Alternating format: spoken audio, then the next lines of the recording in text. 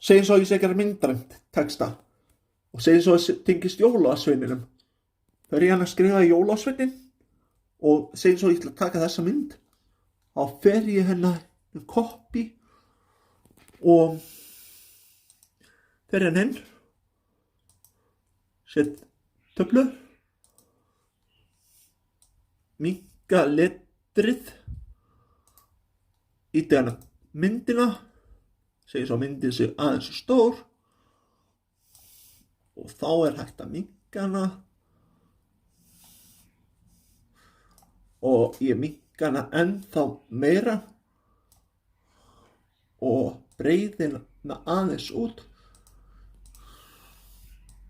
aðeins að laga, skrifa bara til dæmis jólasveinin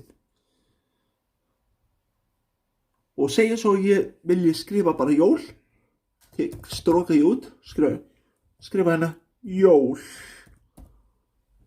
segja svo ég vilji gera allt öðruvísi, vilji bara gera hérna venjulegan verkefnilista út mest þetta barnalegt, þá íti hana þetta stækka og minnka ramman eftir það sem á við og ég skrifa hana til dæmis þurrka af, segjum svo ég sé búinn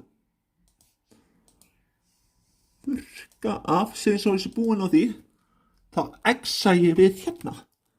Ég þakka ekki alveg fyrir mig, ég vona að þessi kennsla hefur hjálpað þér og þínum að koma auðskiljanlegu kerfi. Takk fyrir. Segjum svo að þið sjáuð illa og segja til dæmis að skrifa la ESA og þið sjáuð þetta ekki, þá get ég farið hérna og stækkað, segjum svo að ég sjáu það illa ég þurfa 48 og ég fer í 48, þá stendur henni lesa.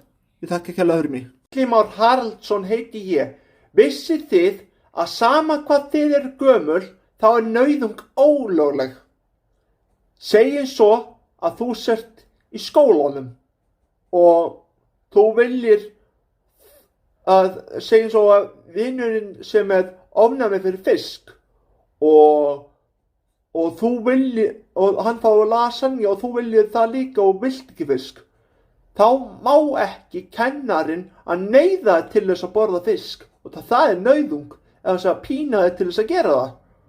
Tökum svo dæmi að þú sért með minni laun en aðrir, þá er það mismunun og það við eigum öll að hafa jöfn laun og jöfn tækifæri. Takk fyrir, samkvæmt íslenskum lögum.